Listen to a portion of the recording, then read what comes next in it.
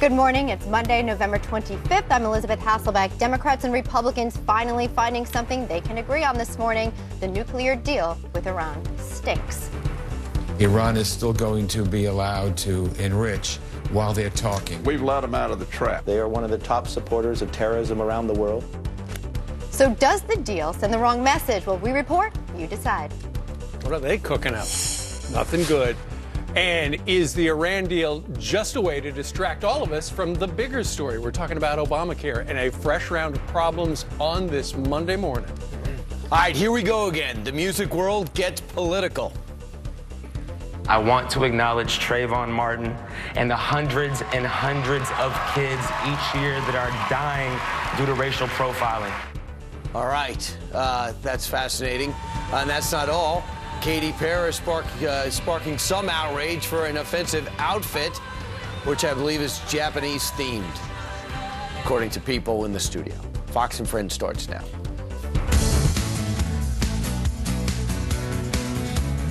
It's time for Fox and Friends. And live from Studio E in the heart of Midtown Manhattan, where I look outside, and it currently is 23 degrees. Brr. Right. Look outside. Who'd you look for, Maria, or would you look at the sign? I looked at the sign across the okay. street at the bank. It's 6:01. Those are always the most accurate. 3 degrees. Chilly. The bank sign. Close enough. Hey, yeah, we actually were outside yesterday at soccer, playing for 2 hours. Yeah, same.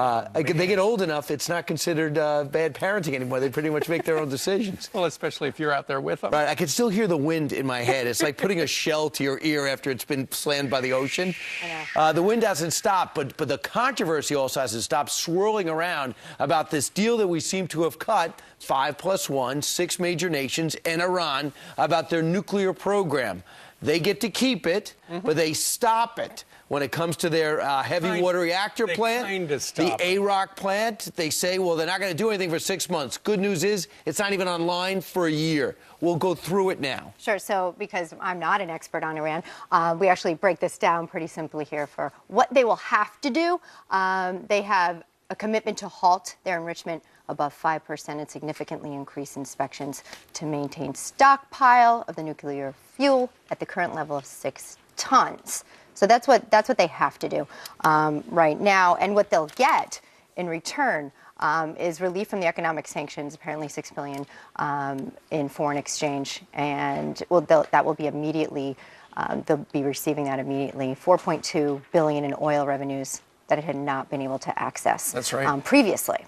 This is such a good deal for them. It is such a bad deal for us. Many people on Capitol Hill feel. In fact, Chuck Schumer, the leading Democrat, that is to say, from New York here in the U.S. Senate, he said he wouldn't be surprised if in December Republicans and Democrats on Capitol Hill get together to come up with more sanctions, which means a gigantic embarrassment for the White House. But the only reason there are sanctions, Steve, is because of Congress. Congress is the one who ratcheted this whole thing up on Iran. They've pushed this thing forward. Brian, right, but they're not agreeing right now. I mean, well, they are agreeing right now on the fact that this was not enough, right? And before we heard those comments, apparently the president got on the phone with the prime minister of Israel, Benjamin Netanyahu, who, quote, said, what was reached last night in Geneva is not a historic agreement. It's a historic mistake. Well, see, here's the thing. The United Nations has resolutions that say no sanctions relief will be lifted from Iran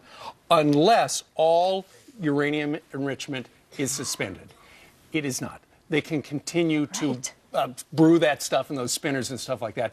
The backlash on Capitol Hill was fierce and fast. Here are both sides.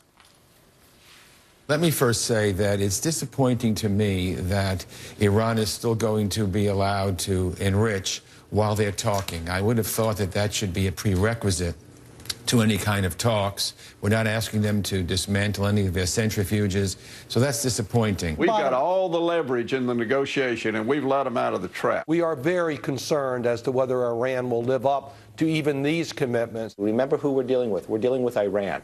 They are one of the top supporters of terrorism around the world. This is providing them resources and money, and we should not take this lightly. We have to have a full dismantling if we want the world to be safer. The AP does report that for the past year, secretly, we've been meeting one-on-one with Iran in Oman for a year on these secret talks, and we get this limited deal. Now, for the most part, you have outrage throughout the Middle East because you saw an explosion inside the Iranian embassy in Lebanon because this deal, some would say, was about to be cut. In Saudi Arabia, they've gone silent, but word is they are saying to themselves and starting to move on their own nuclear program. United Arab Emirates is outraged. Israel's beside themselves, and to your point, Elizabeth, what I find unbelievable and unconscionable is that President Obama called Benjamin Netanyahu after he made that statement, not before. My goodness, that's the first call you make because they are the most directly affected. And when the French are saying hold the line and they ultimately give in, then I think they're somewhat disturbing. So you have 6 months to see where they do here, but 6 months for them to get $7 billion